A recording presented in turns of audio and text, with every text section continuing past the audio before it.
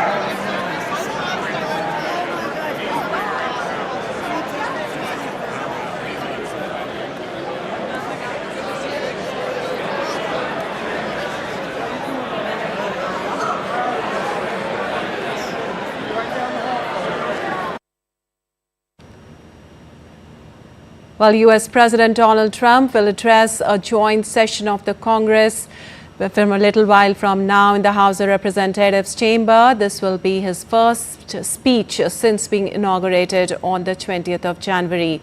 Well, Trump's address comes at a time when he imposed sweeping tariffs on Mexico, Canada and China and withdrew U.S. military aid to war-torn Ukraine, marking a dramatic shift in U.S. policy and his shouting match with Ukrainian President Volodymyr Zelenskyy at the Oval Office last week.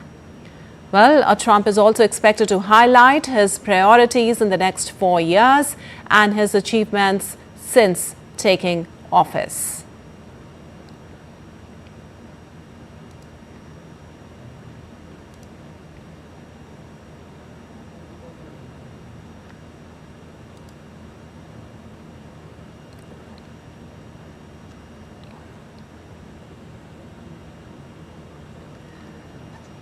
Well, U.S. President Donald Trump is set to deliver an address to a joint session of the Congress today.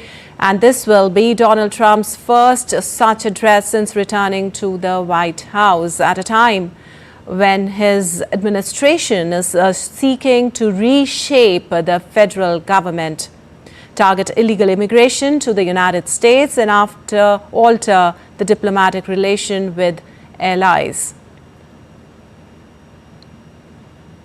Although the address is not called the State of the Union, as the State of the Union address reflects on the past years since Donald Trump began his second term in the White House on January 20th, 2025. This year, the speech is not officially labeled as the State of the Union.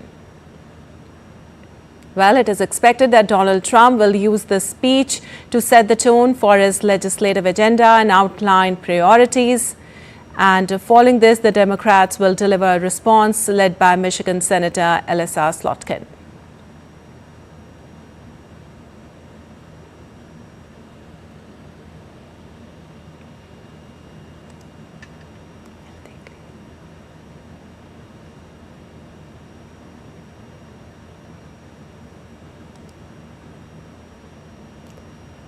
Well, Donald Trump is to address the joint session of Congress from a little while from now. U.S. President Donald Trump will address a joint session of the Congress in the House of Representatives chamber, and this will be his first speech since being inaugurated on January 20th. We may also tell you that the Trump's address comes at a time when he imposed sweeping tariffs on Mexico, Canada and China, and also withdrew U.S. military aid to war-torn Ukraine, which marks a dramatic shift in the U.S. policy.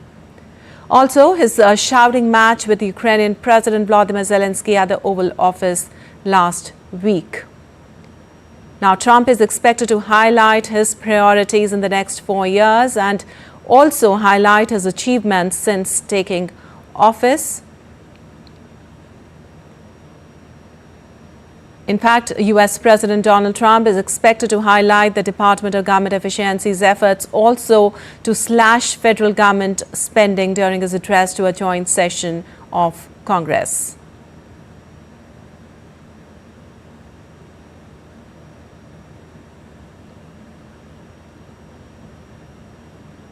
And right now in the Congress, we see J.D. Vance up there on the stage waiting for the president to address the joint session of the Congress.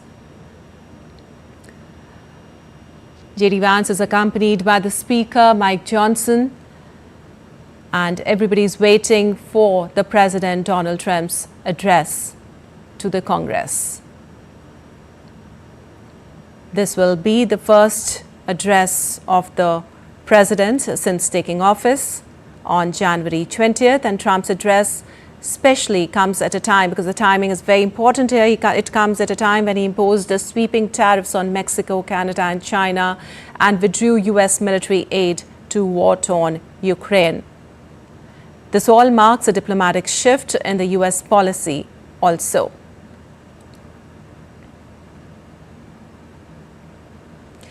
In fact, President Donald Trump is expected to tell the joint session of Congress that his highest priority is to rescue the economy and deliver relief to working families.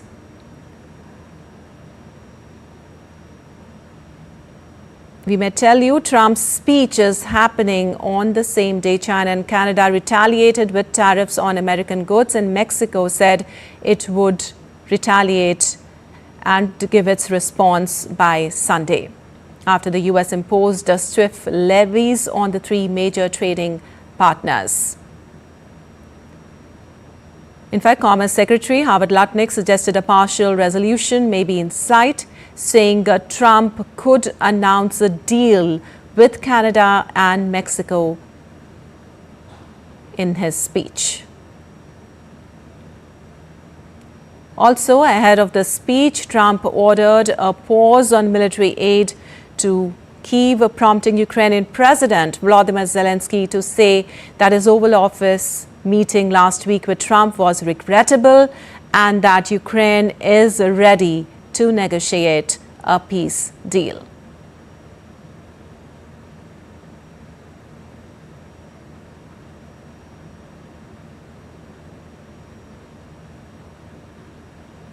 In fact, we may tell you that during his first term as President, Donald Trump had, on his speech to the joint session of Congress, spoken for over 1 hour.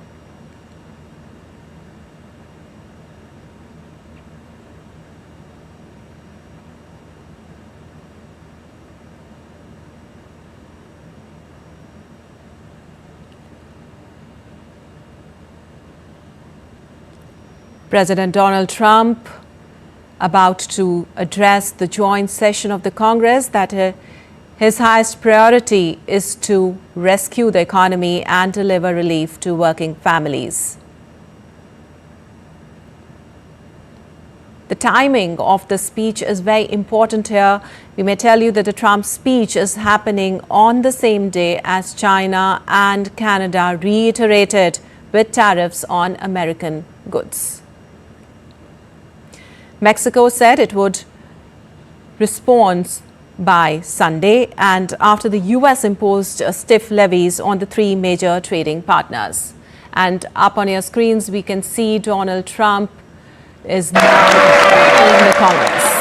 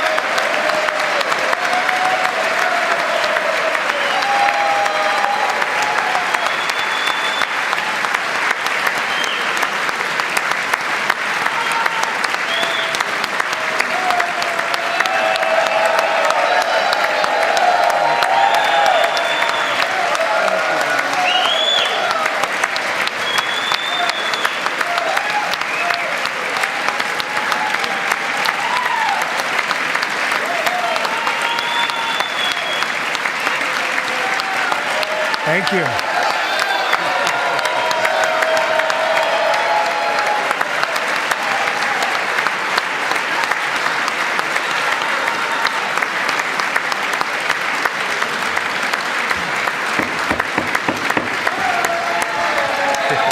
Thank you very much. Thank you very much. It's a great honor. Thank you very much. Speaker Johnson, Vice President Vance, the First Lady of the United States,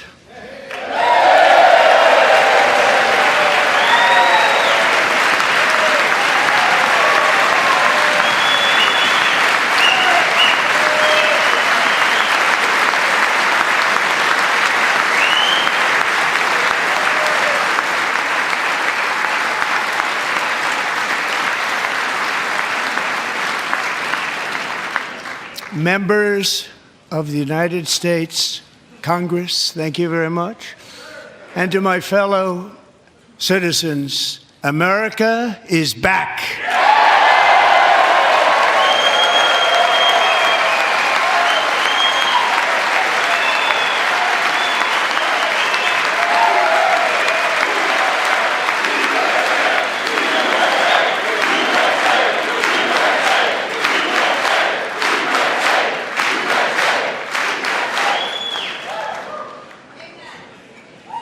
6 weeks ago, I stood beneath the dome of this Capitol and proclaimed the dawn of the golden age of America. From that moment on, it has been nothing but swift and unrelenting action to usher in the greatest and most successful era in the history of our country. We have accomplished more in 43 days than most administrations accomplished in 4 years or 8 years, and we are just getting started.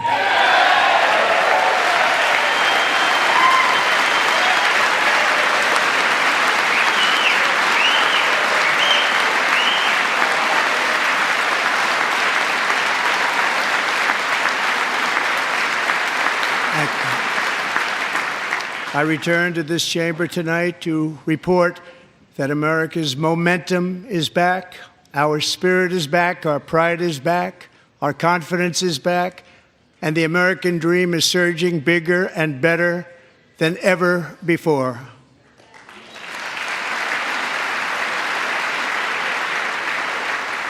The American dream is unstoppable, and our country is on the verge of a comeback, the likes of which the world has never witnessed and perhaps will never witness again. There's never been anything like it. The presidential election of November 5th was a mandate like has not been seen in many decades. We won all 7 swing states, giving us an electoral college victory of 312 votes.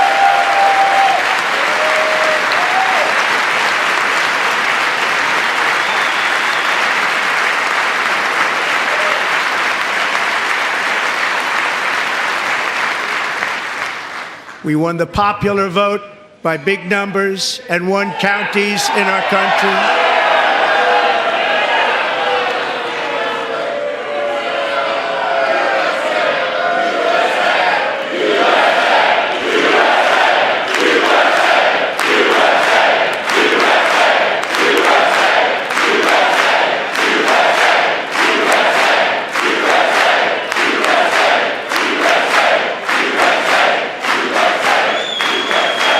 And won counties in our country, 2,700 to 525, on a map that reads almost completely red for Republican.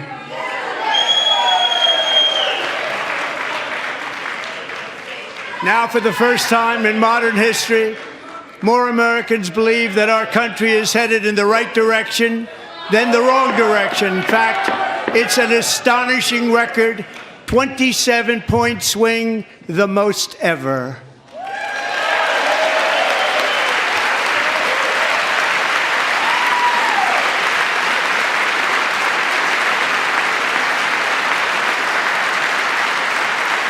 Likewise, small business optimism saw its single largest one-month gain ever recorded, a 41-point jump.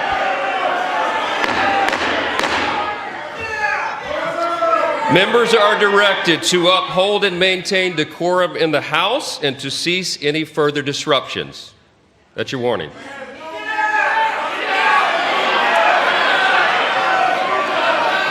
Members are engaging in willful and continuing breach of decorum, and the chair is prepared to direct the Sergeant-at-Arms to restore order to the joint session.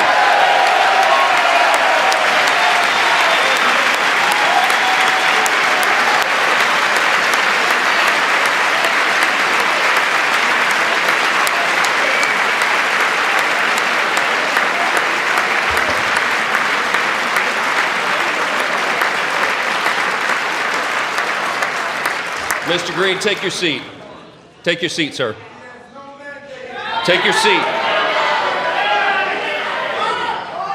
Finding that members continue to engage in willful and concerted disruption of proper decorum, the chair now directs the Sergeant-at-Arms to restore order. Remove this gentleman from the chamber.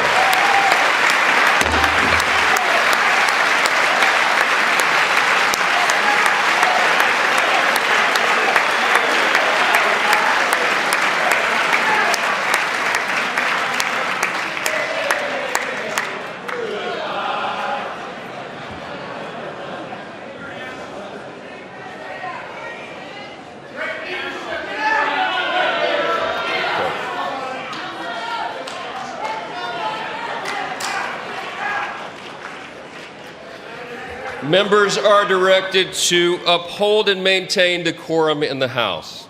Mr. President, you continue. Thank you. Over the past 6 weeks, I have signed nearly 100 executive orders and taken more than 400 executive actions, a record to restore common sense, safety, optimism, and wealth all across our wonderful land.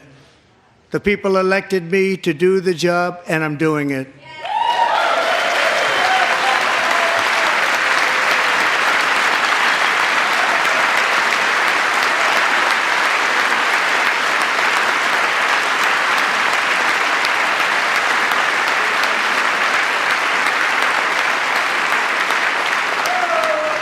In fact, it has been stated by many that the first month of our presidency, it's our presidency, is the most successful in the history of our nation. By many.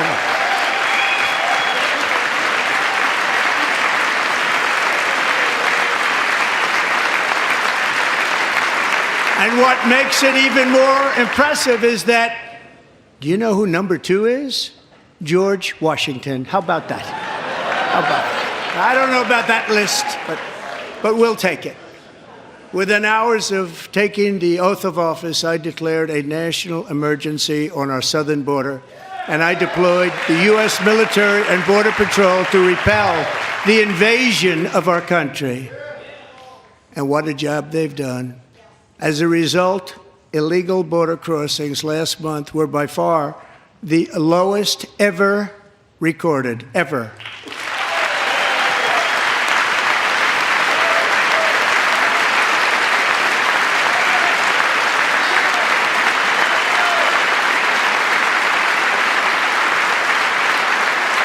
They heard my words and they chose not to come. Much easier that way. In comparison, under Joe Biden, the worst president in American history, there were hundreds of thousands of illegal crossings a month, and virtually all of them, including murderers, drug dealers, gang members, and people from mental institutions and insane asylums, were released into our country. Who would want to do that? This is my 5th such speech to Congress. And once again, I look at the Democrats in front of me, and I realize there is absolutely nothing I can say to make them happy or to make them stand or smile or applaud. Nothing I can do. I could find a cure to the most devastating disease, a disease that would wipe out entire nations, or announce the answers to the greatest economy in history, or the stoppage of crime to the lowest levels ever recorded. And these people sitting right here will not clap, will not stand, and certainly will not cheer for these astronomical achievements. They won't do it, no matter what. Five times I've been up here. It's very sad, and it just shouldn't be this way.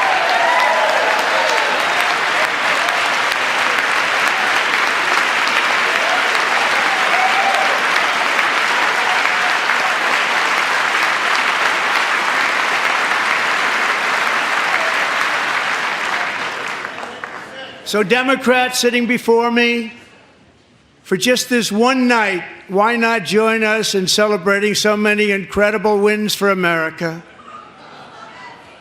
For the good of our nation, let's work together and let's truly make America great again.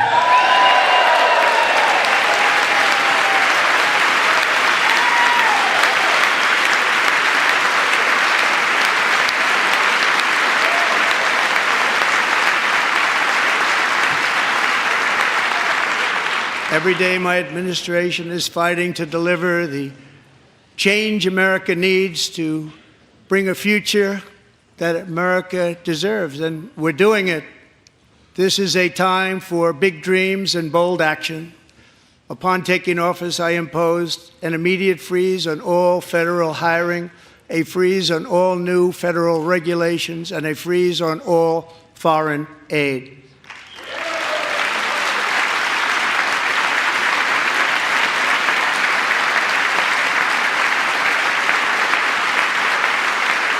I terminated the ridiculous Green New Scam.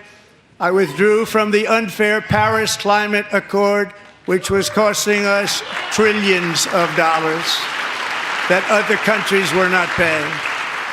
I withdrew from the corrupt World Health Organization.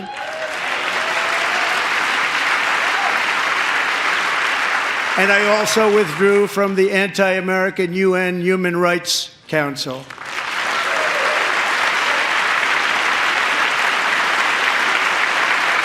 We ended all of Biden's environmental restrictions that were making our country far less safe and totally unaffordable. And importantly, we ended the last administration's insane electric vehicle mandate, saving our auto workers and companies from economic destruction.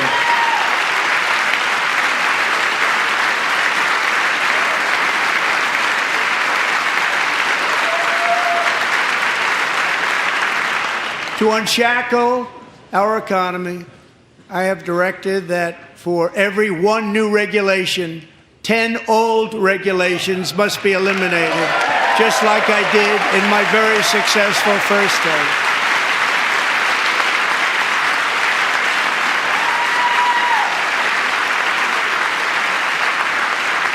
And in that first term, we set records on ending unnecessary rules and regulations like no other president had done before. We ordered all federal workers to return to the office. They will either show up for work in person or be removed from their job.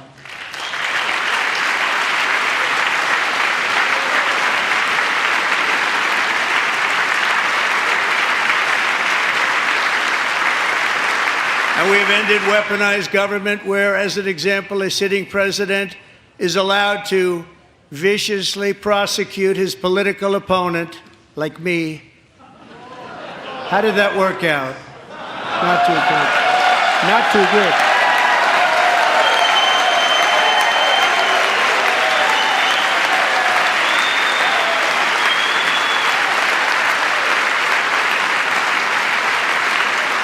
And I have stopped all government censorship and brought back free speech in America. It's back.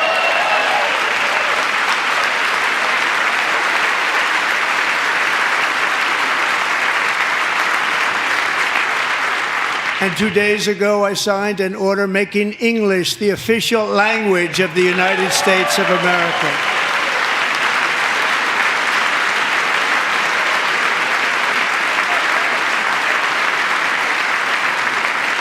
I renamed the Gulf of Mexico the Gulf of America.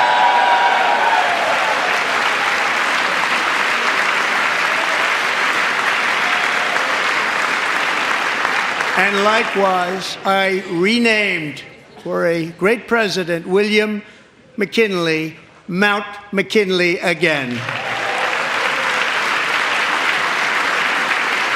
Beautiful Alaska. We love Alaska. We've ended the tyranny of so-called diversity, equity, and inclusion policies all across the entire federal government and indeed the private sector and our military. And our country will be woke no longer.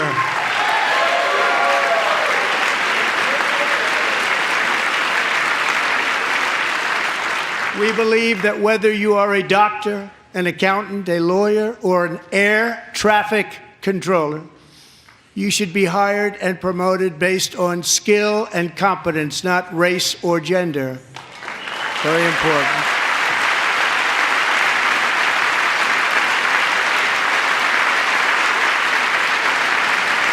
You should be hired based on merit.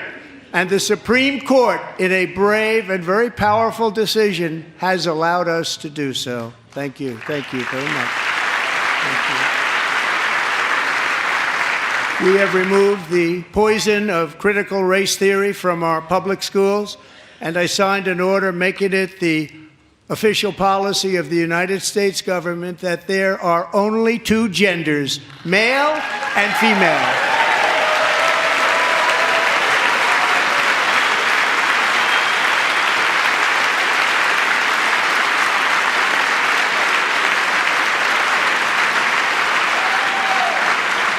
I also signed an executive order to ban men from playing in women's sports.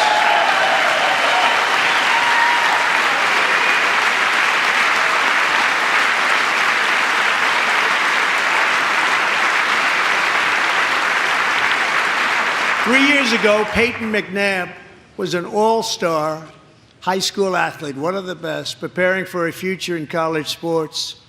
But when her girls' volleyball match was invaded by a male, he smashed the ball so hard in Peyton's face, causing traumatic brain injury, partially paralyzing her right side and ending her athletic career. It was a shot like she's never seen before. She's never seen anything like it. Peyton is here tonight in the gallery, and Peyton, from now on, schools will kick the men off the girls' team, or they will lose all federal funding.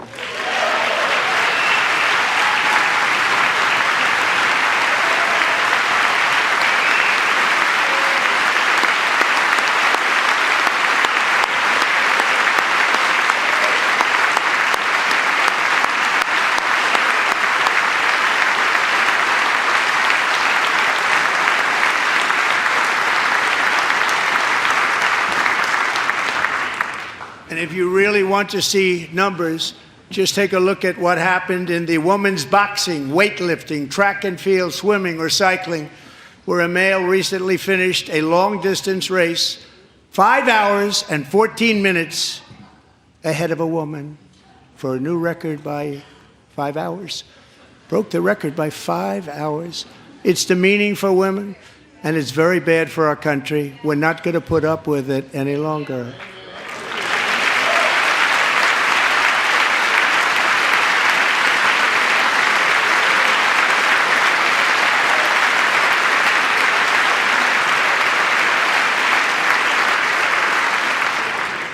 What I have just described is only a small fraction of the common sense revolution that is now, because of us, sweeping the entire world.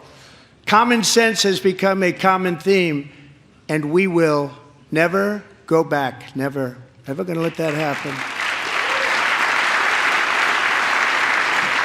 Among my very highest priorities is to rescue our economy and get dramatic and immediate relief to working families. As you know, we inherited from the last administration an economic catastrophe and an inflation nightmare. Their policies drove up energy prices, pushed up grocery costs, and drove the necessities of life out of reach for millions and millions of Americans. They've never had anything like it. We suffered the worst inflation in 48 years, but perhaps even in the history of our country. They're not sure. As president, I'm fighting every day to reverse this damage and make America affordable again.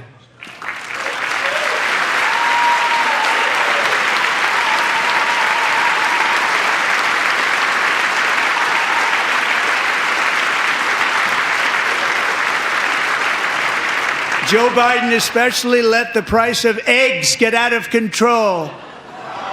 The egg price is out of control, and we're working hard to get it back down. Secretary, do a good job on that. You inherited a total mess from the previous administration.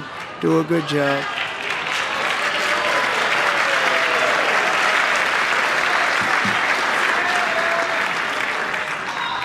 A major focus of our fight to defeat inflation is rapidly reducing the cost of energy. The previous administration cut the number of new oil and gas leases by 95%, slowed pipeline construction to a halt, and closed more than 100 power plants. We are opening up many of those power plants right now.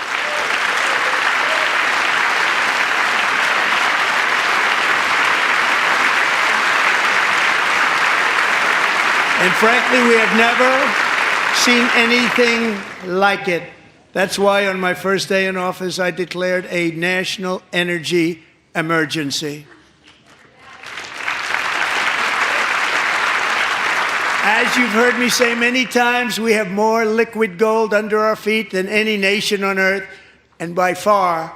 And now I fully authorize the most talented team ever assembled to go and get it. It's called Drill, Baby, Drill.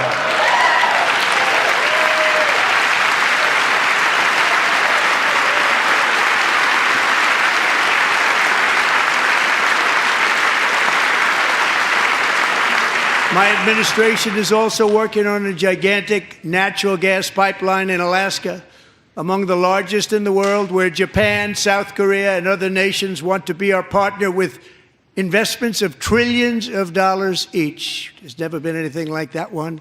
It will be truly spectacular. It's all set to go. The permitting is gotten.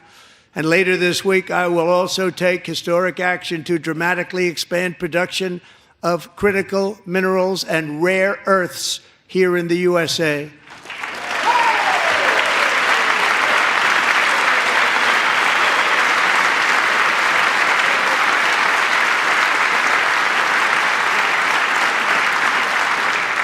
To further combat inflation, we will not only be reducing the cost of energy, but will be ending the flagrant waste of taxpayer dollars.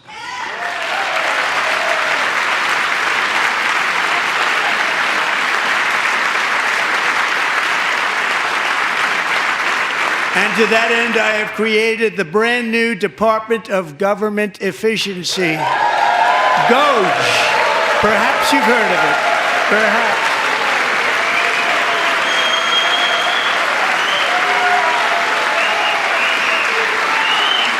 Which is headed by Elon Musk, who is in the gallery tonight.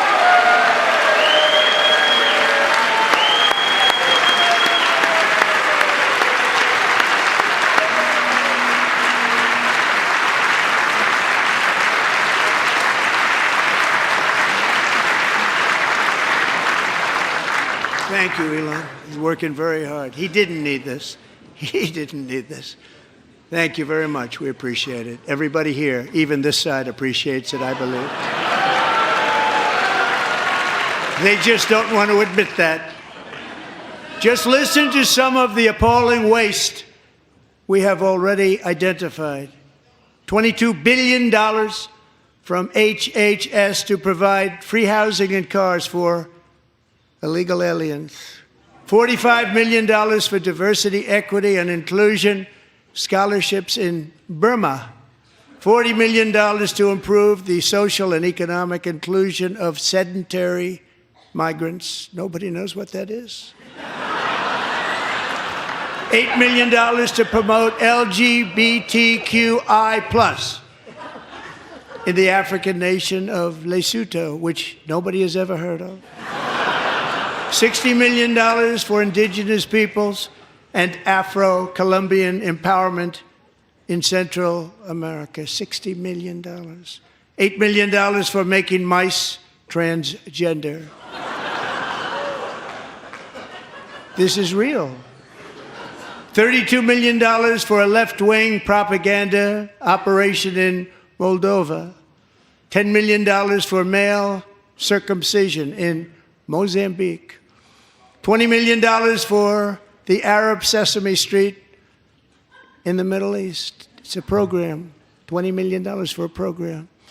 $1.9 billion to recently created Decarbonization of Homes Committee, headed up, and we know she's involved. Just at the last moment, the money was passed over by a woman named Stacey Abrams. Have you ever heard of her? A $3.5 million consulting contract for lavish fish monitoring. $1.5 million for voter confidence in Liberia, $14 million for social cohesion in Mali, $59 million for illegal alien hotel rooms in New York City. He's a real estate developer. He's done very well. $250,000 to increase vegan local climate action innovation in Zambia. $42 million for social and behavior change in Uganda. $14 million for improving public procurement in Serbia. $47 million for improving learning outcomes in Asia. Asia's doing very well with learning. We know what we're doing. We should use it ourselves. And $101 million for DEI contracts at the Department of Education, the most ever paid, nothing even like it. Under the Trump administration, all of these scams, and they're far worse, but I didn't think it was appropriate to talk about them. They're so bad. Many more have been found out and exposed and swiftly terminated by a group of very intelligent, mostly young people, headed up by Elon, and we appreciate it. We found hundreds of billions of dollars of fraud.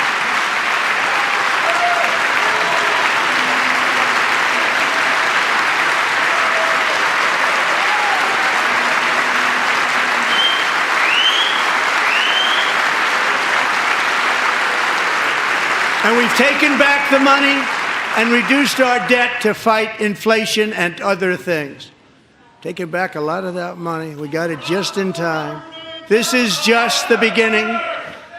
The Government Accountability Office, a federal government office, has estimated annual fraud of over $500 billion in our nation, and we are working very hard to stop it. We're going to.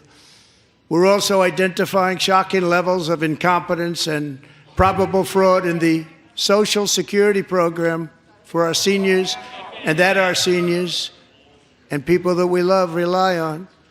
Believe it or not, government databases list 4.7 million Social Security members from people aged 100 to 109 years old. It lists 3.6 million people from ages 110 to 119. I don't know any of them. I know some people that are rather elderly, but not quite that elderly. 3.47 million people from ages 120 to 129. 3.9 million people from ages 130 to 139.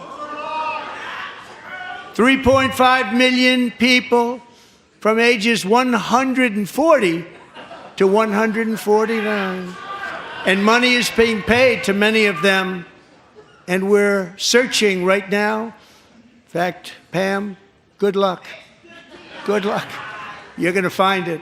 But a lot of money is paid out to people because it just keeps getting paid, and nobody does, and it really hurts Social Security and hurts our country. 1.3 million people from ages 150 to 159, and over 130,000 people, according to the Social Security databases, are age over 160 years old.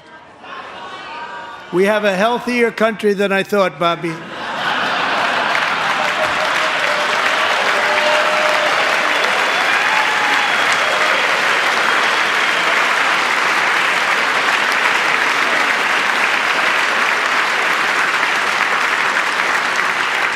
Including, to finish, 1,039 people between the ages of 220 and 229, one person between the age of 240 and 249, and one person is listed at 360 years of age. More than 100 years older than our country.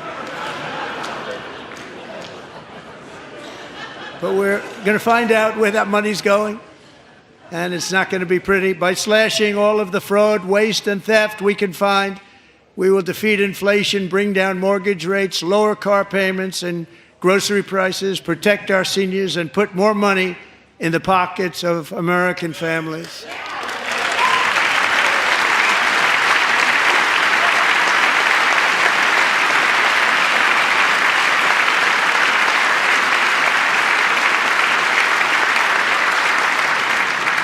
And today, interest rates took a beautiful drop, big, beautiful drop. It's about time.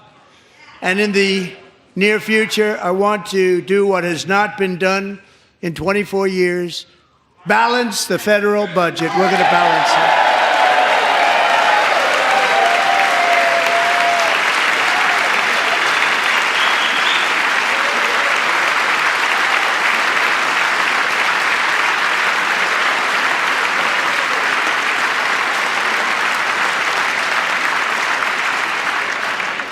With that goal in mind, we have developed in great detail what we are calling the Gold Card, which goes on sale very, very soon. For $5 million, we will allow the most successful job-creating people from all over the world to buy a path to U.S. citizenship. It's like the Green Card, but better and more sophisticated. And these people will have to pay tax in our country. They won't have to pay tax from where they came. The money that they've made, you wouldn't want to do that, but they have to pay tax, create jobs. They'll also be taking people out of colleges and paying for them so that we can keep them in our country instead of having them being forced out. Number one, at the top school, as an example, being forced out and not being allowed to stay and create tremendous numbers of jobs and great success for a company out there. So while we take out the criminals, killers, traffickers, and child predators who are allowed to enter our country under the open border policy of these people, the Democrats, the Biden administration, the open border insane policies that you've allowed to destroy our country, we will now bring in brilliant, hardworking, job-creating people. They're going to pay a lot of money, and we're going to reduce our debt with that money.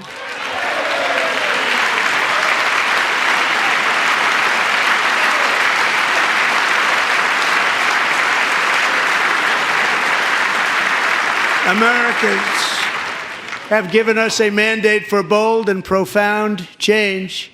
For nearly 100 years, the federal bureaucracy has grown until it has crushed our freedoms, ballooned our deficits, and held back America's potential in every possible way. The nation founded by pioneers and risk-takers now drowns under millions and millions of pages of regulations and debt. Approvals that should take 10 days to get instead take 10 years, 15 years, and even 20 years before you're rejected. Meanwhile, we have hundreds of thousands of federal workers who have not been showing up to work. My administration will reclaim power from this unaccountable bureaucracy, and we will restore true democracy to America again.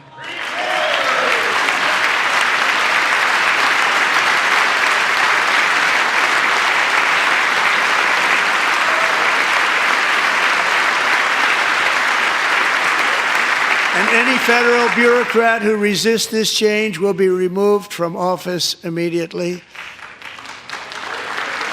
Because we are draining the swamp. It's very simple.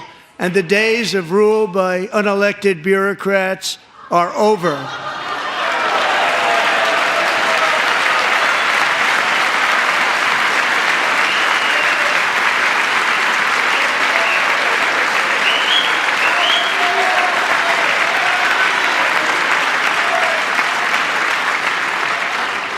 And the next phase of our plan to deliver the greatest economy in history is for this Congress to pass tax cuts for everybody. They're in there. They're waiting for you to vote. And I'm sure that the people on my right, I don't mean the Republican right, but my right here, I'm sure you're going to vote for those tax cuts, because otherwise I don't believe the people will ever vote you into office. So I'm doing you a big favor by telling you that. But I know this group is going to be voting for the tax.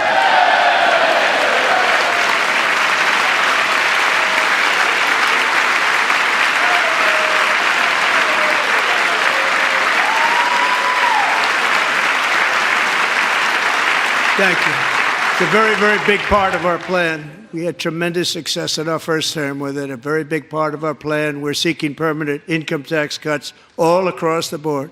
And to get urgently needed relief to Americans hit especially hard by inflation, I'm calling for no tax on tips, no tax on overtime, and no tax on Social Security benefits for our great seniors.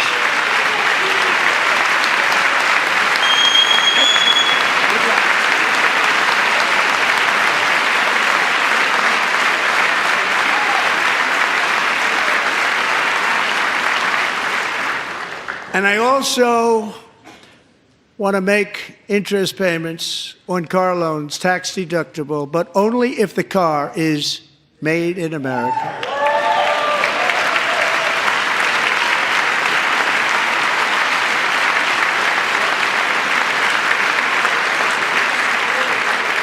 And by the way, we're going to have growth in the auto industry like nobody's ever seen. Plants are opening up all over the place. Deals are being made. Never seen. That's a combination of the election win and tariffs. It's a beautiful word, isn't it? That, along with our other policies, will allow our auto industry to absolutely boom. It's going to boom. Spoke to the majors today, all three, the top people, and they're so excited. In fact, already numerous car companies have announced that they will be building massive automobile plants in America, with Honda just announcing a new plant in Indiana, one of the largest anywhere in the world.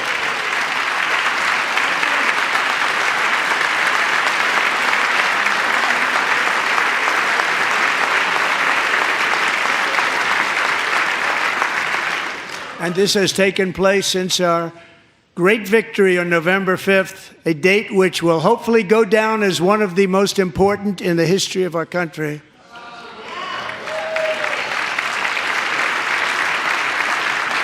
In addition, as part of our tax cuts, we want to cut taxes on domestic production and all manufacturing. And just as we did before, we will provide 100% expensing. It will be retroactive to January 20th, 2025. And it was one of the main reasons why our tax cuts were so successful in our first term, giving us the most successful economy in the history of our country. First term. We had a great first term.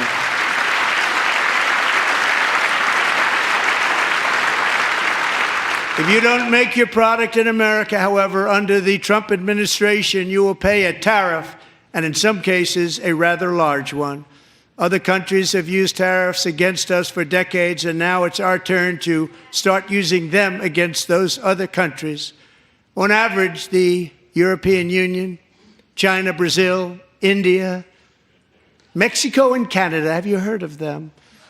And countless other nations charge us tremendously higher tariffs than we charge them. It's very unfair. India charges us auto tariffs higher than 100%. China's average tariff on our products is twice what we charge them. And South Korea's average tariff is 4 times higher. Think of that, 4 times higher. And we give so much help militarily and in so many other ways to South Korea, but that's what happens. This is happening by friend and foe. This system is not fair to the United States and never was, and so on April 2nd, I wanted to make it April 1st, but I didn't want to be accused of April Fool's Day. That's not, just one day cost us a lot of money. But we're going to do it in April. I'm a very superstitious person. April 2nd, reciprocal tariffs kick in. And whatever they tariff us, other countries, we will tariff them. That's reciprocal, back and forth. Whatever they tax us, we will tax them. If they do non-monetary tariffs to keep us out of their market, then we will do non-monetary barriers to keep them out of our market. There's a lot of that, too. They don't even allow us in their market. We will take in trillions and trillions of dollars and create jobs like we have never seen before. I did it with China and I did it with others, and the Biden administration couldn't do anything about it because there was so much money they couldn't do anything about it. We have been ripped off for decades by nearly every country on earth, and we will not let that happen any longer.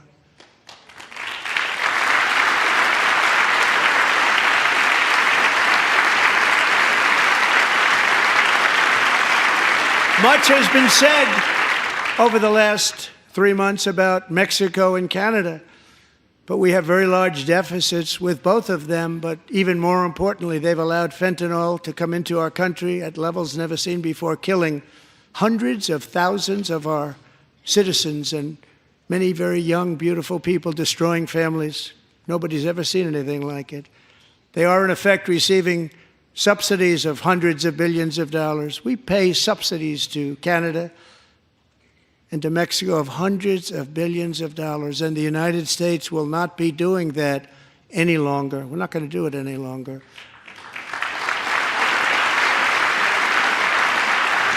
Thanks to our America First policies we're putting into place, we have had $1.7 trillion of new investment in America in just the past few weeks. The combination of the election and our economic policies that people of SoftBank, one of the most brilliant anywhere in the world, announced a $200 billion investment. OpenAI and Oracle, Larry Ellison, announced $500 billion investment, which they wouldn't have done if Kamala had won. Apple announced $500 billion investment. Tim Cook called me. He said, I cannot spend it fast enough. It's going to be much higher than that, I believe. They'll be building their plants here instead of in China.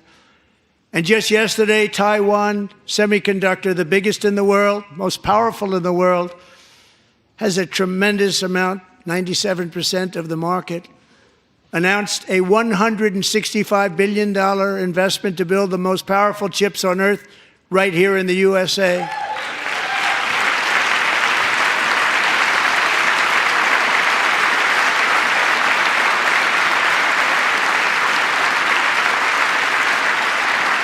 And we're not giving them any money. Your CHIPS Act is a horrible, horrible thing. We give hundreds of billions of dollars, and it doesn't mean a thing. They take our money and they don't spend it. All that meant to them, we're giving them no money. All that was important to them was they didn't want to pay the tariffs, so they came and they're building, and many other companies are coming.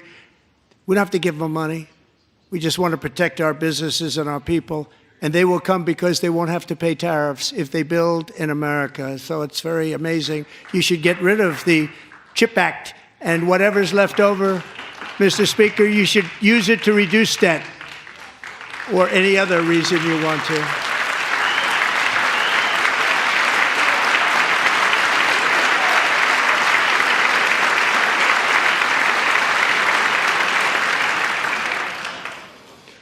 Our new trade policy will also be great for the American farmer. I love the farmer. Who will now be selling into our home market, the USA, because nobody is going to be able to compete with you. Because there's goods that come in from other countries and companies.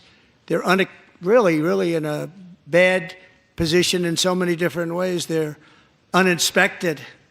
They may be very dirty and disgusting, and they come in and they pour in, and they hurt our American farmers. The tariffs will go on agricultural product coming into America, and our farmers, starting on April 2nd, it may be a little bit of an adjustment period. We had that before when I made the deal with China, $50 billion of purchases, and I said, just bear with me, and they did. They did. Probably have to bear with me again, and this will be even better. That was great. The problem with it was that Biden didn't enforce it. He didn't enforce it. $50 billion of purchases, and we were doing great, but Biden did not enforce it, and it hurt our farmers. But our farmers are going to have a field day right now. So to our farmers, have a lot of fun. I love you too. I love you too. It's all going to happen.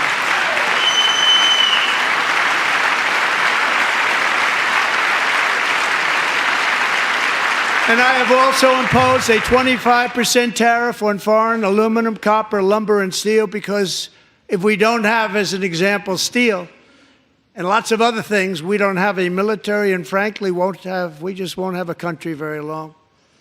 Here today is a proud American steelworker, fantastic person from Decatur, Alabama. Jeff Denard has been working at the same steel plant for 27 years in a job that has allowed him to serve as the captain of his local volunteer fire department, raise 7 children with his beautiful wife, Nicole, and over the years provide a loving home for more than 40 foster children. So great, Jeff.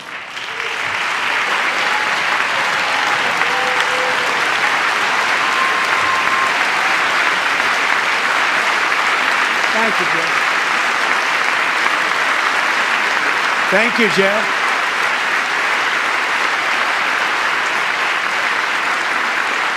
Stories like Jeff's remind us that tariffs are not just about protecting American jobs. They're about protecting the soul of our country. Tariffs are about making America rich again and making America great again, and it's happening, and it will happen rather quickly. There'll be a little disturbance, but we're okay with that. It won't be much. No, you're not. Oh. And look where Biden took us, very low, the lowest we've ever been. Jeff, I want to thank you very much, and I also want to recognize another person who has devoted herself to foster care community. She works so hard on it.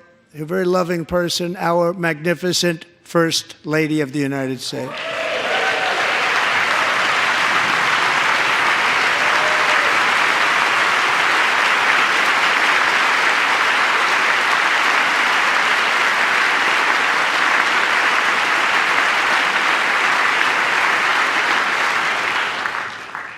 Melania's work has yielded incredible results, helping prepare our nation's future leaders as they enter the workforce. Our First Lady is joined by 2 impressive young women, very impressive. Haley Ferguson, who benefited from the First Lady's Fostering the Future initiative and is poised to complete her education and become a teacher. And Elliston Berry, who became a victim of an illicit deepfake image produced by a peer. With Elliston's help, the Senate just passed the Take It Down Act, and this is so important. Thank you very much, John. John Thune, thank you. Stand up, John. Thank you, John.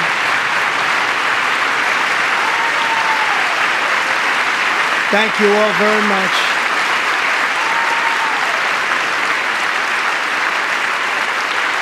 Thank you. And thank you to John Thune and the Senate.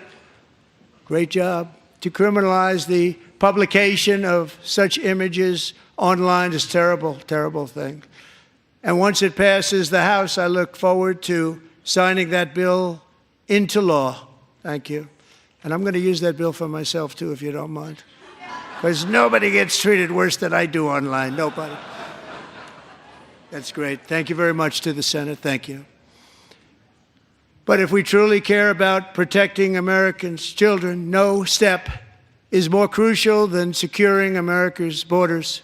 Over the past 4 years, 21 million people poured into the United States. Many of them were murderers, human traffickers, gang members, and other criminals from the streets of dangerous cities all throughout the world. Because of Joe Biden's insane and very dangerous open border policies, they are now strongly embedded in our country, but we are getting them out and getting them out fast.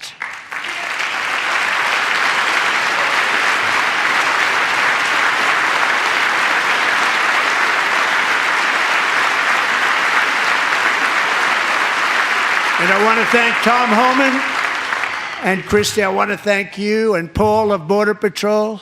I want to thank you. What a job they've all done, everybody. Border Patrol, ICE, law enforcement in general is incredible. We have to take care of our law enforcement.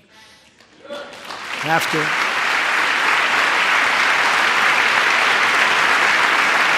Last year,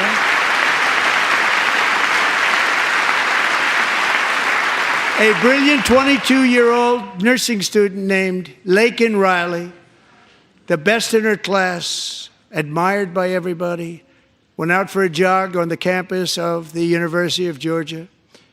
That morning, Laken was viciously attacked, assaulted, beaten, brutalized, and horrifically murdered.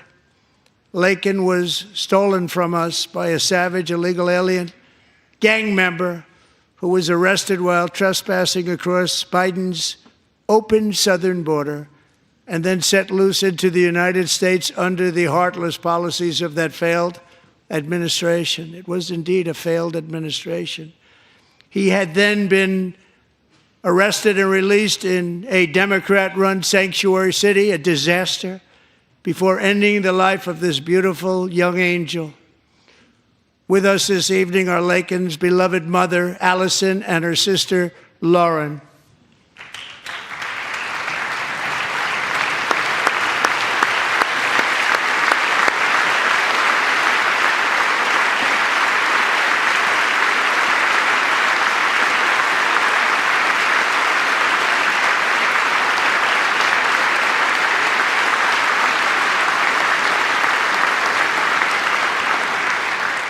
Last year, I told Laken's grieving parents that we would ensure their daughter would not have died in vain. That's why the very first bill I signed into law as your 47th president mandates the detention of all dangerous criminal aliens who threaten public safety. It's a very strong, powerful act.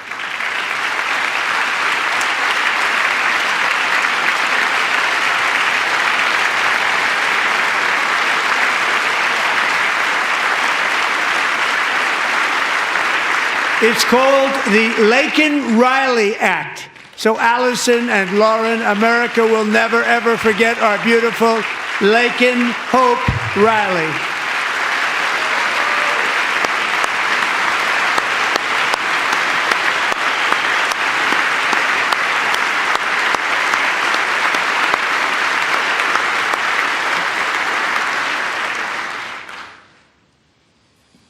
Thank you very much.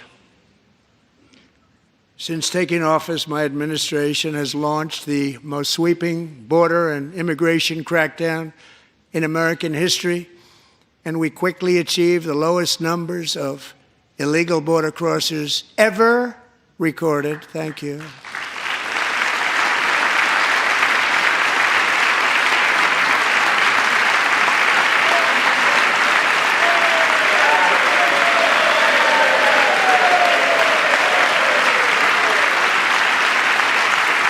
The media and our friends in the Democrat Party kept saying we needed new legislation, we must have legislation to secure the border. But it turned out that all we really needed was a new president.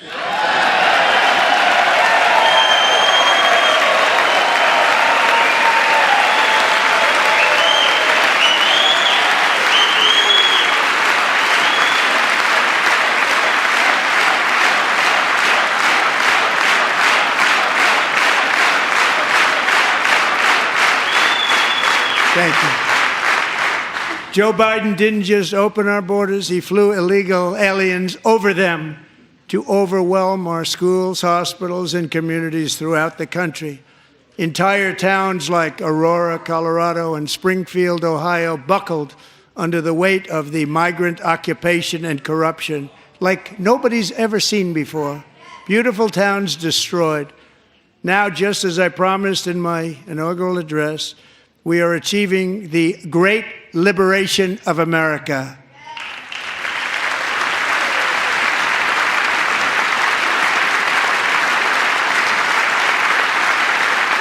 But there still is much work to be done. Here tonight is a woman I have gotten to know, Alexis Nungari from Houston.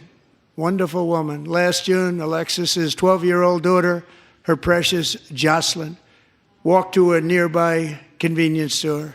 She was kidnapped, tied up, assaulted for 2 hours under a bridge, and horrifically murdered.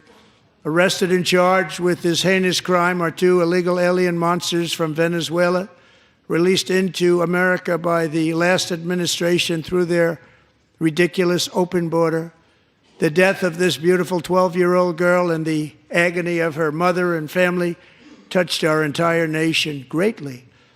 Alexis, I promised that we would always remember your daughter, your magnificent daughter, and earlier tonight I signed an order keeping my word to you. One thing I have learned about Jocelyn is that she loved animals so much. She loved nature. Across Galveston Bay, from where Jocelyn lived in Houston, you will find a magnificent national wildlife refuge, a pristine, peaceful, 34,000-acre sanctuary for all of God's creatures on the edge of the Gulf of America. Alexis, moments ago, I formally renamed that refuge in loving memory of your beautiful daughter, Jocelyn.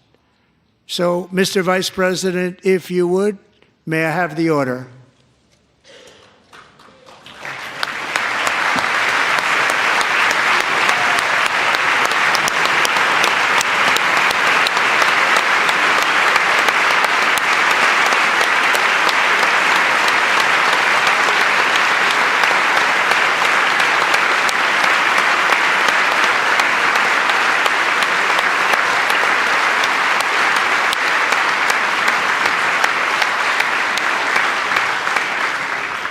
Thank you very much.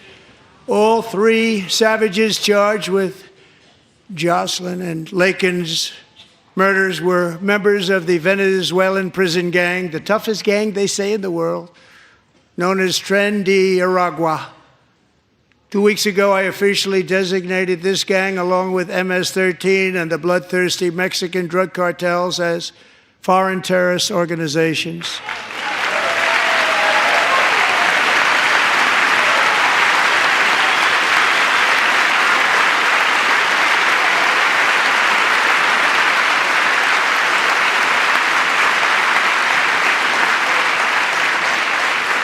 They are now officially in the same category as ISIS, and that's not good for them.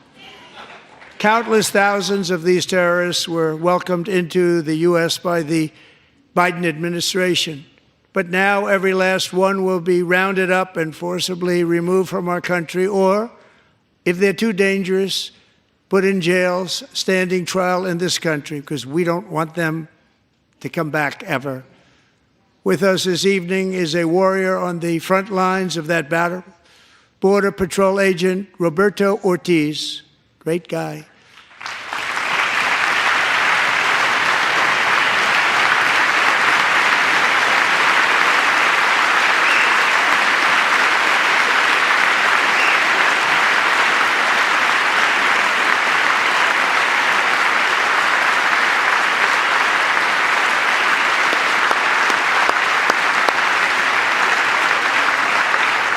In January, Roberto and another agent were patrolling by the Rio Grande near an area known as Cartel Island. Doesn't sound too nice to me. When heavily armed gunmen started shooting at them, Roberto saw that his partner was totally exposed, at great danger, and he leapt into action, returning fire and providing crucial seconds for his fellow agent to seek safety, just barely. I have some of the prints of that event, and it was not good. Agent Ortiz, we salute you for your great courage and for your line of fire that you took, and for the bravery that you showed. We honor you, and we will always honor you. Thank you, Roberto, very much.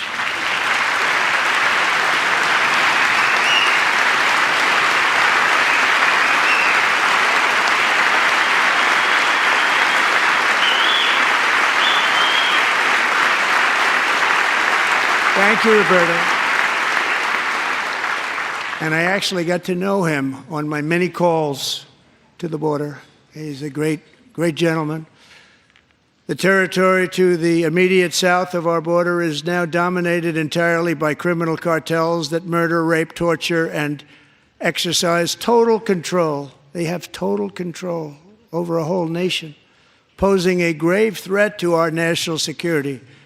The cartels are waging war on America, and it's time for America to wage war on the cartels, which we are doing.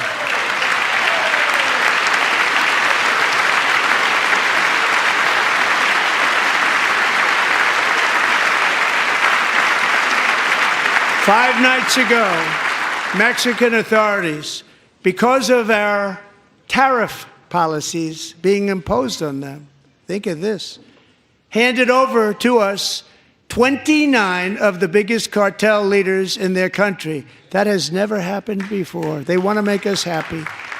First time ever. But we need Mexico and Canada to do much more than they've done, and they have to stop the fentanyl and drugs pouring into the USA. They're going to stop it.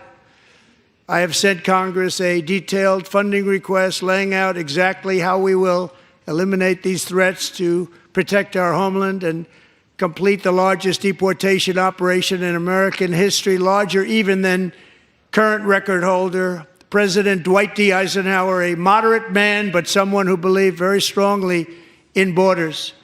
Americans expect Congress to send me this funding without delay so I can sign it into law. So, Mr. Speaker, John Thune, both of you, I hope you're going to be able to do that, Mr. Speaker. Thank you. Mr. Leader, thank you. Thank you very much. And let's get it to me. I'll sign it so fast, you won't even believe it.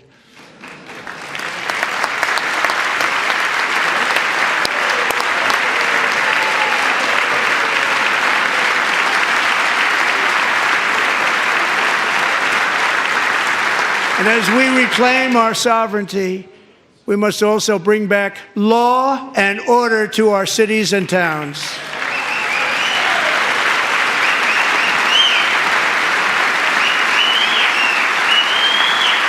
In recent years, our justice system has been turned upside down by radical left lunatics.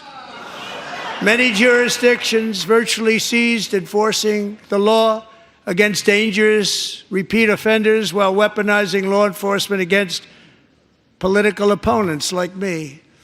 My administration has acted swiftly and decisively to restore fair, equal, and impartial justice under the constitutional rule of law, starting at the FBI and the DOJ. Pam, good luck. Cash, wherever you may be, good luck. Good luck. Pam Bondi. Good luck. So important. Going to do a great job. Cash, thank you. Thank you, Cash.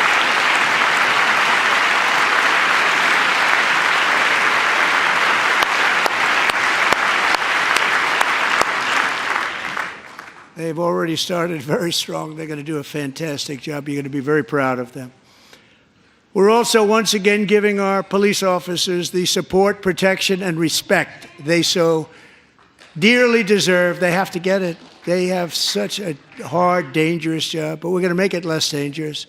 The problem is the bad guys don't respect the law, but they're starting to respect it, and they soon will respect it. This also includes our great fire departments throughout the country. Our firemen and women are unbelievable people, and we'll never forget them. And besides that, they voted for me in record numbers, so I have no choice.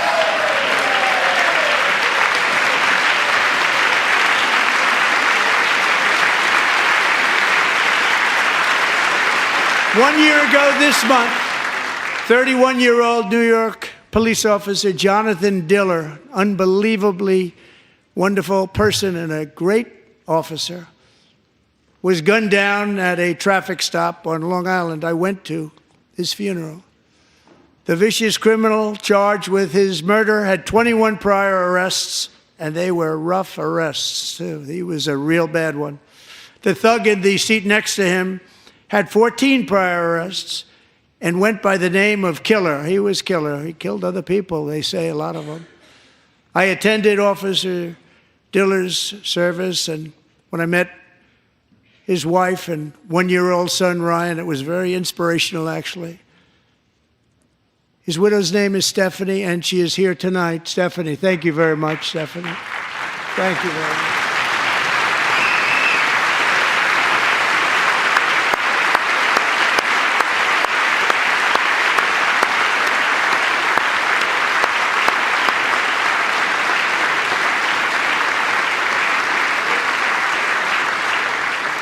Stephanie, we're going to make sure that Ryan knows his dad was a true hero, New York's finest, and we're going to get these cold-blooded killers and repeat offenders off our streets, so we're going to do it fast.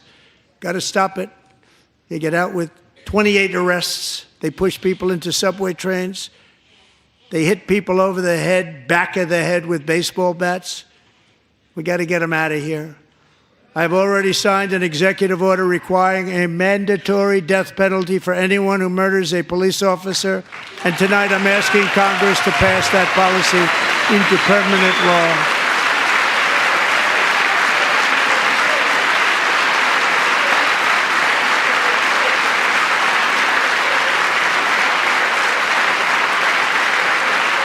I'm also asking for a new crime bill getting tough on repeat offenders while enhancing protections for America's police officers so they can do their jobs without fear of their lives being totally destroyed. They don't want to be killed. We're not going to let them be killed. Joining us in the gallery tonight is a young man who truly loves our police. His name is DJ Daniel. He is 13 years old, and he has always dreamed of becoming a police officer.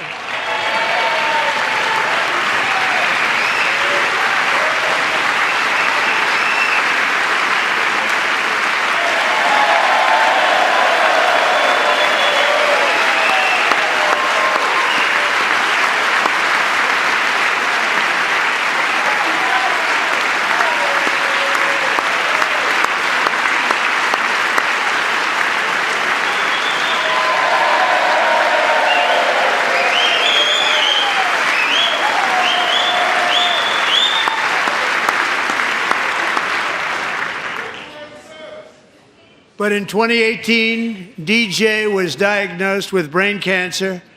The doctors gave him 5 months at most to live. That was more than 6 years ago.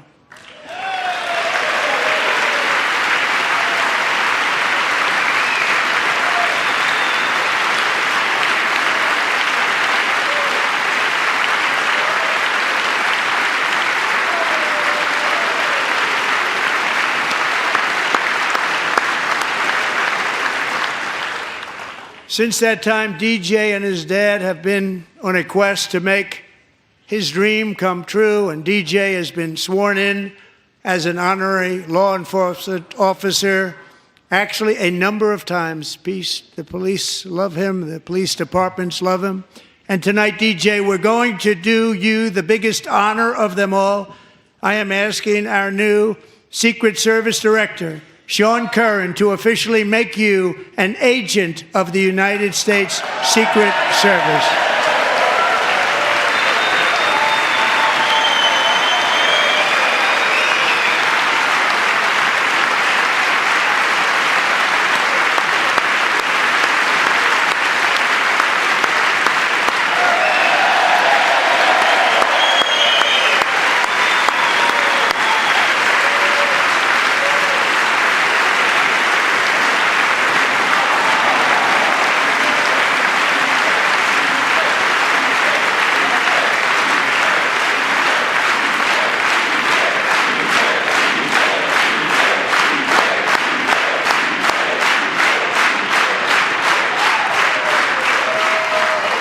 Thank you, DJ. DJ's doctors believe his cancer likely came from a chemical he was exposed to when he was younger. Since 1975, rates of child cancer have increased by more than 40%. Reversing this trend is one of the top priorities for our new presidential commission to make America healthy again, chaired by our new Secretary of Health and Human Services, Robert F. Kennedy, Jr.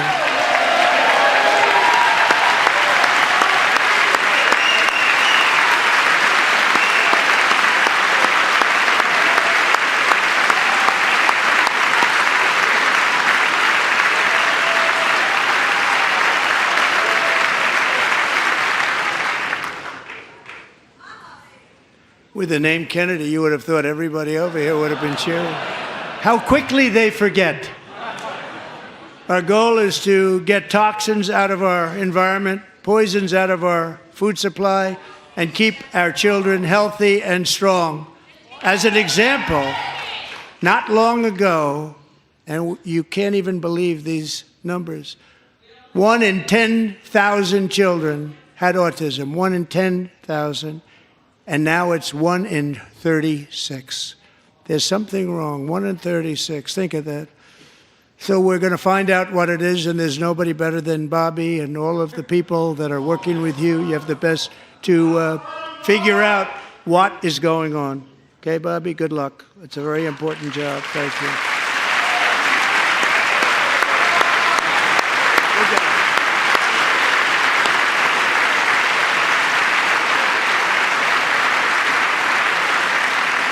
Thank you. My administration is also working to protect our children from toxic ideologies in our schools.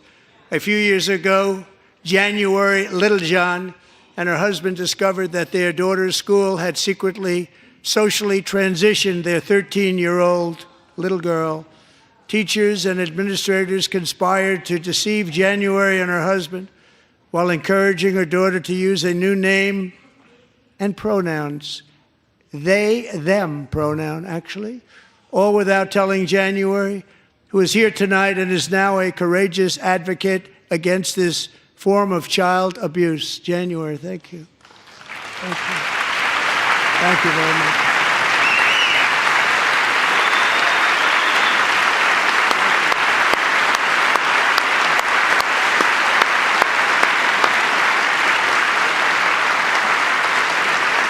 Thank you.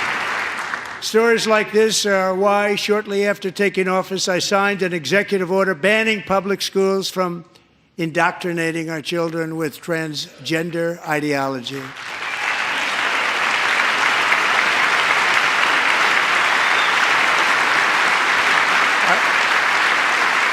I also signed an order to cut off all taxpayer funding to any institution that engages in the sexual mutilation of our youth.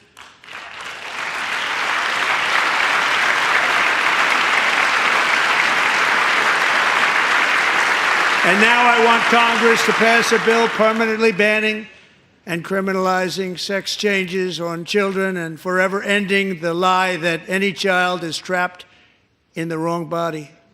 This is a big lie.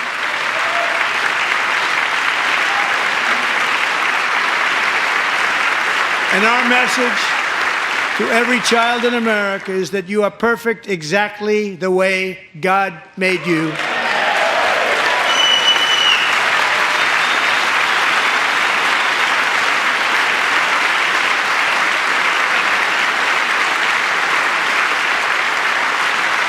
Because we're getting wokeness out of our schools and out of our military, and it's already out, and it's out of our society. We don't want it. Wokeness is trouble. Wokeness is bad. It's gone. It's gone. And we feel so much better for it, don't we? Don't we feel better? Our service members won't be activists and ideologues. They will be fighters and warriors. They will fight for our country. And Pete, congratulations. Secretary of Defense, congratulations.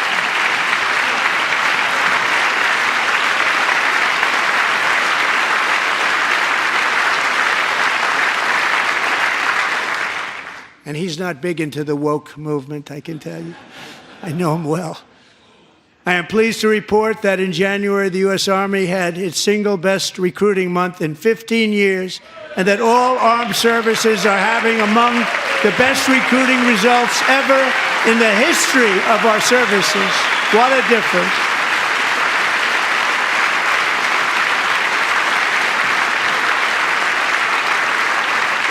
And you know, it was just a few months ago where the results were exactly the opposite. We couldn't recruit anywhere. We couldn't recruit. Now we're having the best results just about that we've ever had. What a tremendous turnaround. It's really a beautiful thing to see. People love our country again. It's very simple. They love our country, and they love being in our military again. So it's a great thing, and thank you very much. Great job. Thank you.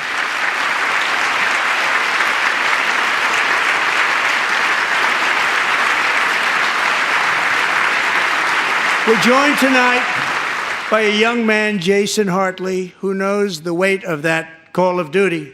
Jason's father, grandfather, and great-grandfather all wore the uniform.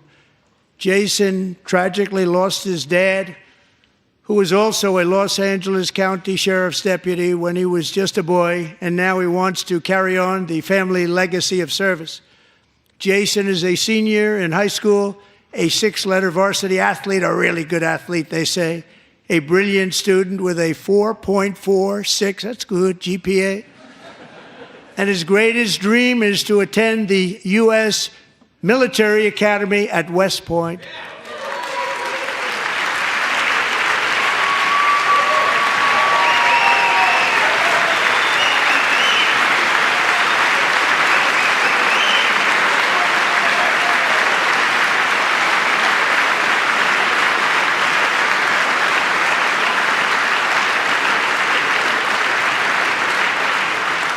And Jason, that's a very big deal getting in. That's a hard one to get into. But I'm pleased to inform you that your application has been accepted. You will soon be joining the Corps of Cadets.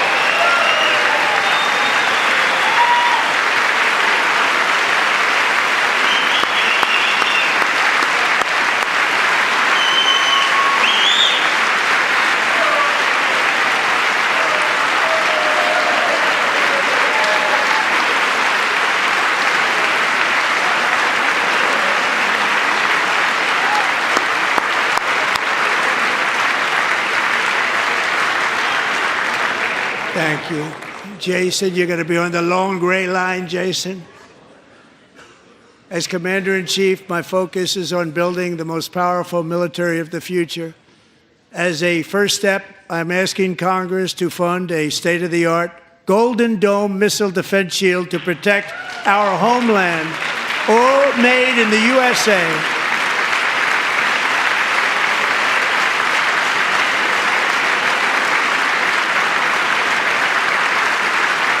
And Ronald Reagan wanted to do it long ago, but the technology just wasn't there, not even close. But now we have the technology. It's incredible, actually.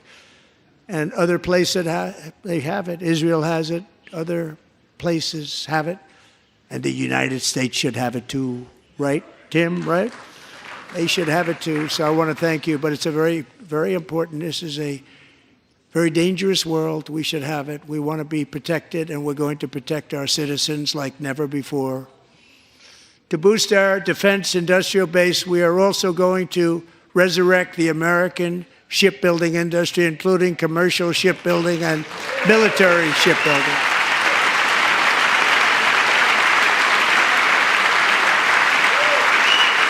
And for that purpose, I am announcing tonight that we will create a new Office of Shipbuilding in the White House and offer special tax incentives to bring this industry home to America where it belongs. We used to make so many ships. We don't make them anymore very much, but we're going to make them very fast, very soon. It will have a huge impact. To further enhance our national security, my administration will be reclaiming the Panama Canal, and we've already started doing it.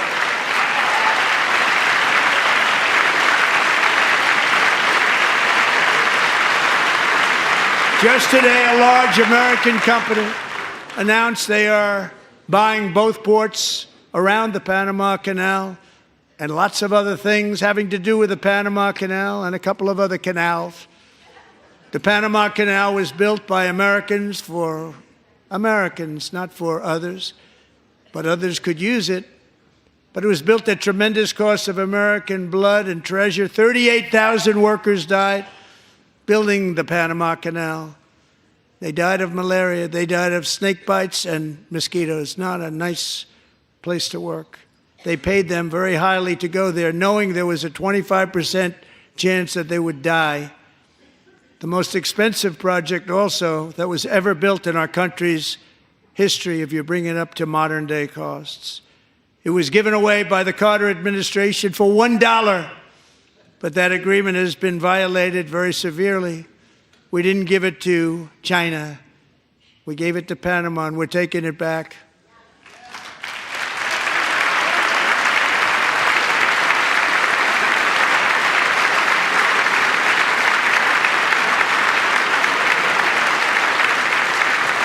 And we have Marco Rubio in charge. Good luck, Marco. Now, we know who to blame if anything goes wrong. Marco's been amazing, and he's going to do a great job. Think of it, he got 100 votes. You know, he was approved with actually 99, but the 100th was this gentleman, and I feel very certain. So let's assume he got 100 votes. And I'm either very, very happy about that or I'm very concerned about it. But he's already proven. I mean, he's a great gentleman. He's respected by everybody, and we appreciate you voting for Marco. He's going to do a fantastic job. Thank you. Thank you. He's doing a great job. Great job. And I also have a message tonight for the incredible people of Greenland. We strongly support your right to determine your own future. And if you choose, we welcome you into the United States of America. We need Greenland for national security and even international security, and we're working with everybody involved to try and get it. But we need it really for international world security, and I think we're going to get it. One way or the other, we're going to get it. We will keep you safe. We will make you rich, and together we will take Greenland to heights like you have never thought possible before. It's a very small population, but very, very large piece of land and very, very important for military security. America is once again standing strong against the forces of radical Islamic terrorism. 3.5 years ago, ISIS terrorists killed 13 American service members and countless others in the Abbey Gate bombing during the disastrous and incompetent withdrawal from Afghanistan. Not that they were withdrawing, it was the way they withdrew. Perhaps the most embarrassing moment in the history of our country.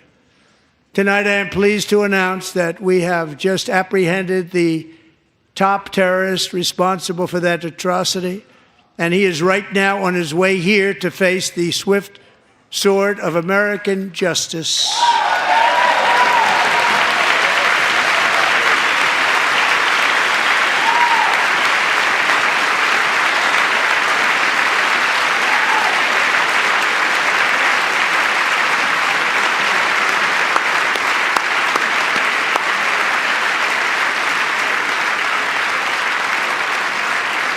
And I want to thank especially the government of Pakistan for helping arrest this monster.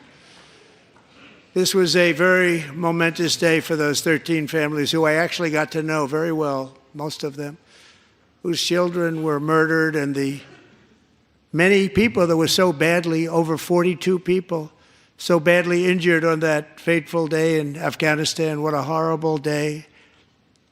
Such incompetence was shown that when Putin saw what happened, I guess he said, wow, maybe this is my chance. That's how bad it was. Should have never happened. Grossly incompetent people. I spoke to many of the parents and loved ones, and they're all in our hearts tonight. Just spoke to them on the phone. We had a big call. Every one of them called, and everybody was on the line, and they did nothing but cry with happiness. They were very happy, as happy as you can be under those circumstances. Their child, brother, sister, son, daughter was killed for no reason whatsoever. In the Middle East, we're bringing back our hostages from Gaza.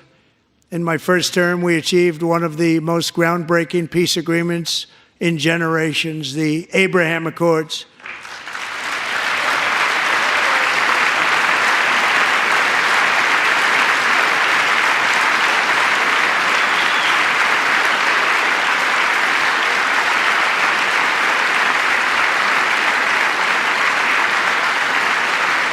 And now we're going to build on that foundation to create a more peaceful and prosperous future for the entire region. A lot of things are happening in the Middle East. People have been talking about that so much lately with everything going on with Ukraine and Russia.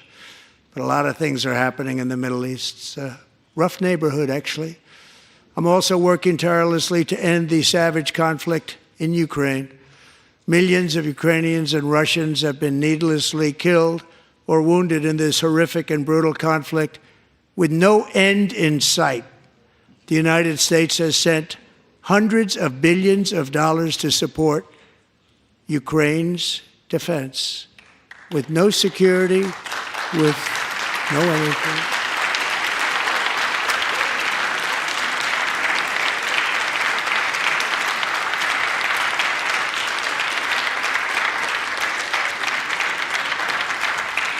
Do you want to keep it going for another 5 years? Yeah, you would say Pocahontas says yes.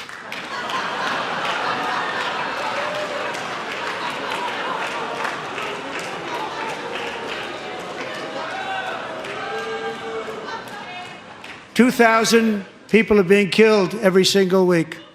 More than that. They're Russian young people. They're Ukrainian young people. They're not Americans, but I want it to stop. Meanwhile, Europe has sadly spent more money buying Russian oil and gas than they have spent on defending Ukraine, by far. Think of that. They've spent more buying Russian oil and gas than they have defending. And we've spent perhaps $350 billion, like taking candy from a baby. That's what happened. And they've spent $100 billion. What a difference that is. And we have an ocean separating us, and they don't. But we're getting along very well with them, and lots of good things are happening. Biden has authorized more money in this fight than Europe has spent by billions and billions of dollars. It's hard to believe that they wouldn't have stopped it and said, at some point, come on, let's equalize. You got to be equal to us. But that didn't happen.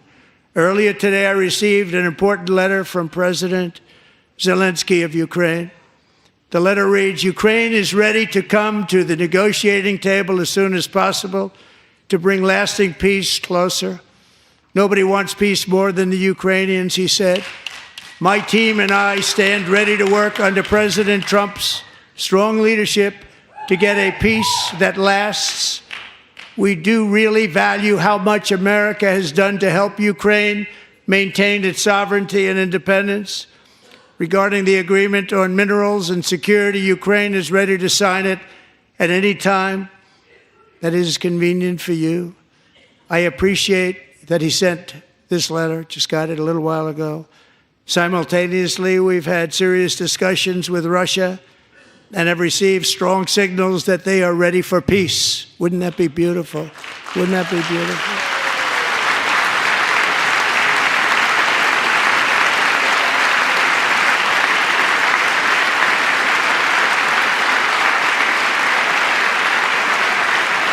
Wouldn't that be beautiful?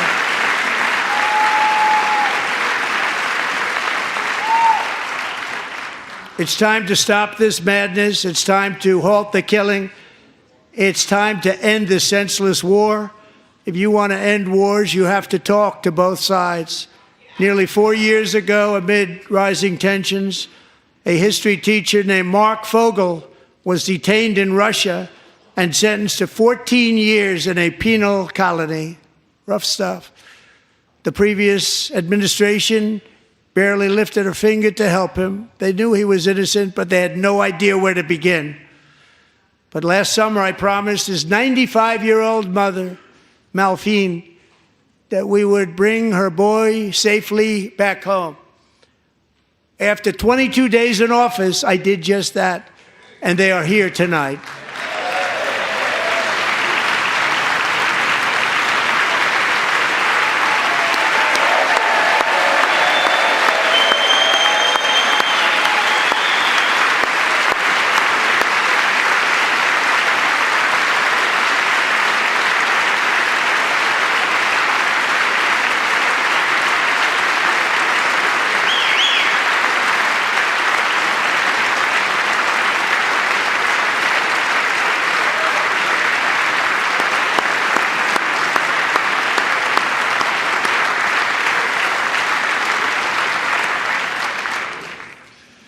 To Mark and his great mom, we are delighted to have you safe and sound and with us.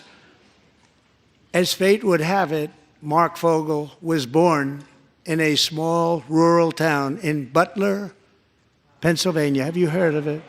Where his mother has lived for the past 78 years.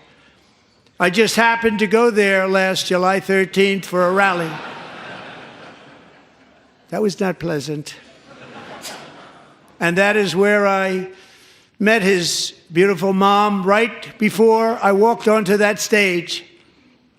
And I told her I would not forget what she said about her son.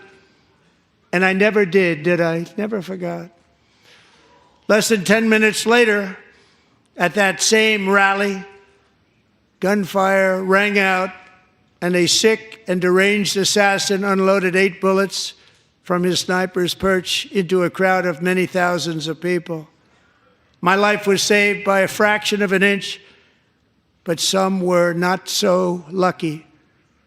Corey Comparator was a firefighter, a veteran, a Christian, a husband, a devoted father, and above all, a protector. When the sound of gunshots pierced the air, it was a horrible sound. Corey knew instantly what it was and what to do. He threw himself on top of his wife and daughters and shielded them from the bullets with his own body. Corey was hit really hard. You know the story from there. He sacrificed his life to save theirs. 2 others, very fine people, were also seriously hit. But thankfully, with the help of 2 great country doctors, we thought they were gone and they were saved. So those doctors had great talent. We're joined by Corey's wife, Helen, who was his high school sweetheart, and their 2 beloved daughters, Allison and Kaylee. Thank you.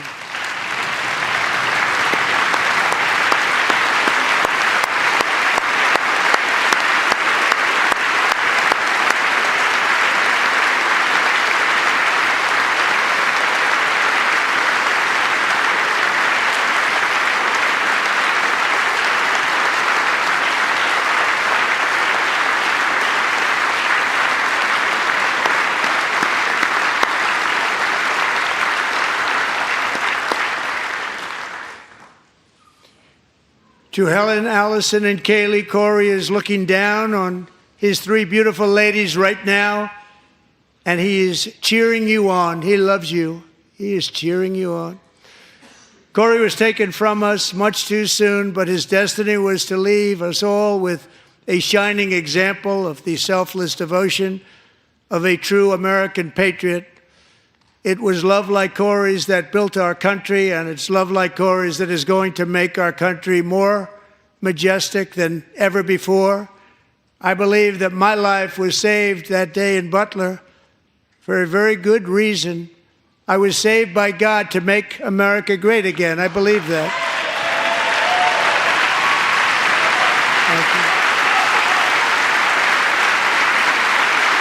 Thank you.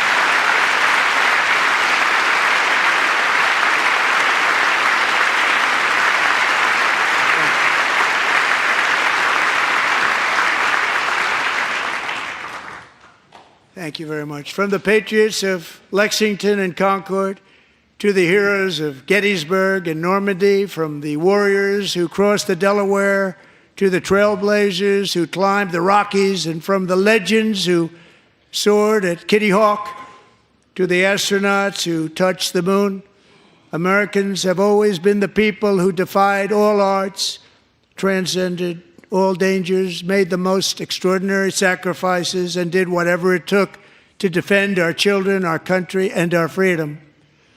And as we have seen in this chamber tonight, that same strength, faith, love, and spirit is still alive and thriving in the hearts of the American people.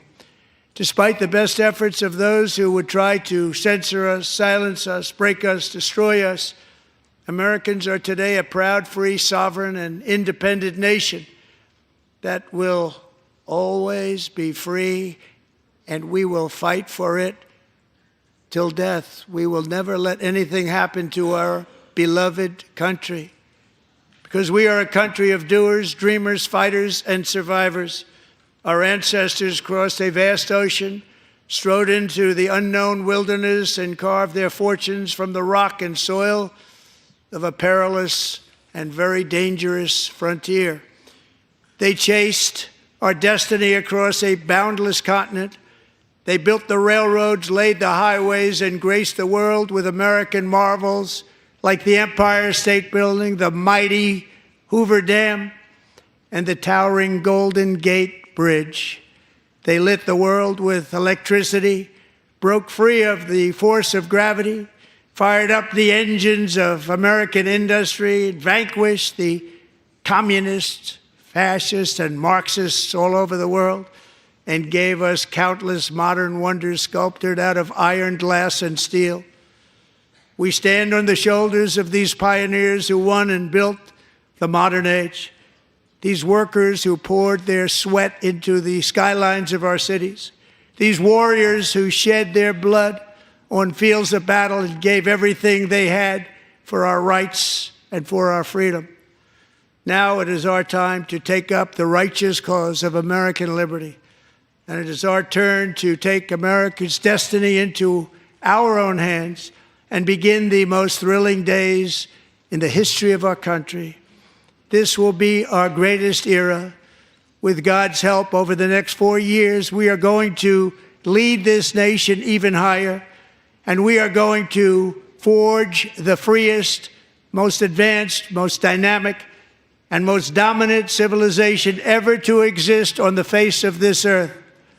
We are going to create the highest quality of life, build the safest and wealthiest and healthiest and most vital communities anywhere in the world.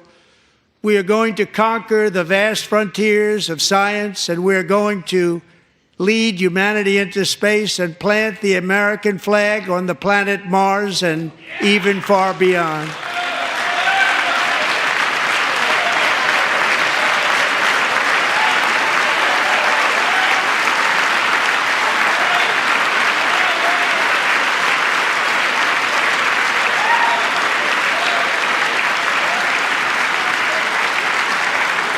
And through it all, we are going to rediscover the unstoppable power of the American spirit. And we are going to renew unlimited promise of the American dream.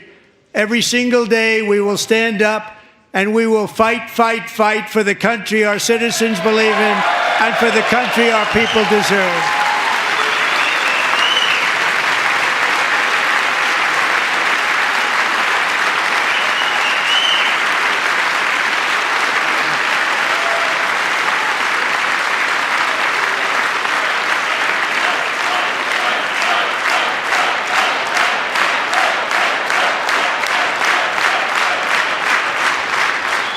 My fellow Americans, get ready for an incredible future, because the golden age of America has only just begun. It will be like nothing that has ever been seen before. Thank you, God bless you, and God bless America.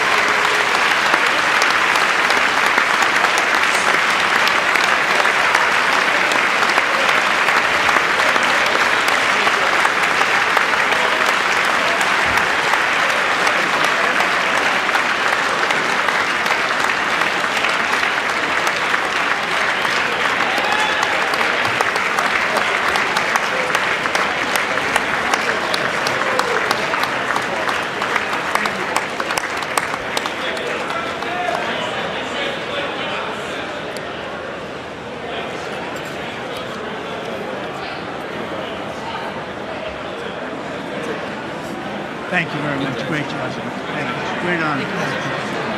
Thank you very much. Thank you. Get this place going, all right? Thank you. It's a great honor. Thank you. Thank you, Mr. President. Thank you very much.